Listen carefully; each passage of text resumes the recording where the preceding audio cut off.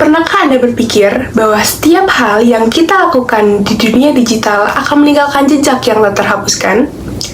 Seperti jejak kaki gurun pasir, tiap klik, unggahan, like, ataupun komentar dengan jari-jari ini akan membentuk cerita hidup Anda di dunia maya. Halo semua, senang sekali bisa bertemu dengan teman-teman. Perkenalkan, saya Imandah Karina Nur Arif, mahasiswa Ilmu Komunikasi di UPN Veteran Jakarta. Teman-teman nyadar nggak sih kalau akhir-akhir ini jejak digital mulai dapat perhatian dari semua orang? Karena ada beberapa kasus kontroversial yang berkaitan dengan jejak digital. Salah satunya adalah postingan atau tweet lama dari seorang Ridwan Kamil tersebar dan menimbulkan kontroversi di masyarakat. Apalagi pada saat itu beliau akan mencalonkan diri sebagai calon gubernur di Pilkada Jakarta. Postingan tweetnya ini mulai dari menjadi warga Jakarta, pendapatnya tentang para mantan presiden Indonesia, tweet yang berbau seksual, dan masih banyak lagi. Walau beliau sudah minta maaf, sayangnya banyak orang yang masih mengecamnya sehingga berdampak negatif pada pencalonannya di Pilkada Jakarta. Tapi menariknya, banyak warganet yang malah membandingkan isi tweet di 2011 antara Ridwan Kamil dan Anies Baswedan. Dari postingan ini, justru Anies Baswedan jadi dapat banyak pujian.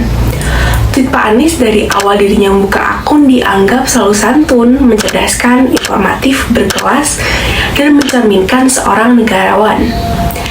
Dari fenomena ini kita jadi tahu ya bahwa jejak digital dapat menjadi bumerang bagi para pengguna teknologi. Nah, makanya dengan krusialnya dampak dari jejak digital ini, di video ini kita akan bahas mengenai apa itu jejak digital, dampaknya, serta cara melindungi jejak digital. Jejak digital adalah rangkaian aktivitas yang kamu tinggalkan saat menggunakan internet. Terdapat jejak digital aktif dan juga pasif. Jejak digital aktif adalah data yang kita buat secara sengaja, seperti saat memposting foto, video, dan komentar di media sosial. Lalu juga saat kamu mengulas produk di e-commerce, ataupun saat mengisi formulir secara online. Sedangkan jejak digital pasif adalah data yang dikumpulkan tanpa sepengetahuan kita, seperti riwayat pencarian di Google, alamat IP, dan lokasi perangkat. Lalu apa saja dampak dari jejak digital ini? Dampak merugikan dari jejak digital. Ada beberapa yang paling merugikan nih. Yang pertama, penyalahgunaan informasi pribadi. Dari kebocoran data ataupun info pribadi yang sengaja kita bagikan di media sosial, itu sangatlah rentan disalahgunakan untuk penipuan, pencurian identitas, dan lain-lain. Yang kedua, bisa menghancurkan reputasi. Konten negatif yang kita posting di masa lalu sangatlah mampu mempengaruhi penilaian orang. Bahkan saat ini, perusahaan pemberi beasiswa akan memeriksa latar belakang pelamarnya secara online untuk melihat apakah pantas orang tersebut diterima. Tak melulu dampak negatif, jejak digital nyatanya masih membawa banyak dampak positif untuk pengguna teknologi. Yang pertama, membangun reputasi dan jaringan.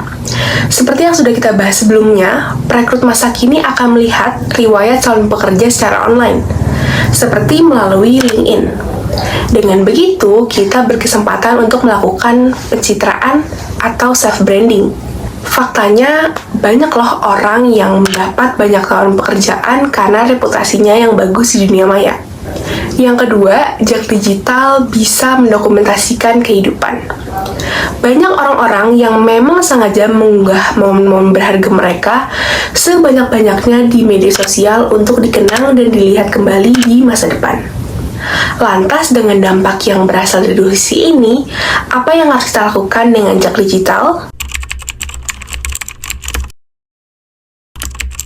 Walau dengan dampak positif jejak digital, kita masih harus waspada mengelola jejak digital kita.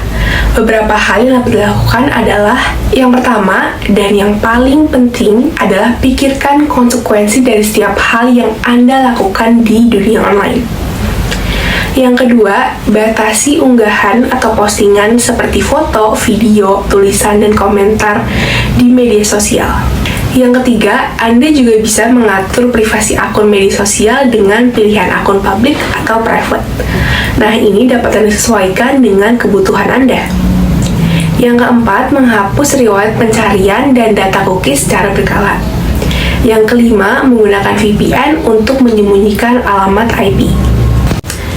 Jejak digital menjadi bumerang untuk para pengguna teknologi, terutama media sosial. Rekaman aktivitas yang orang tinggalkan saat menggunakan internet ini membawa dampak positif juga negatif.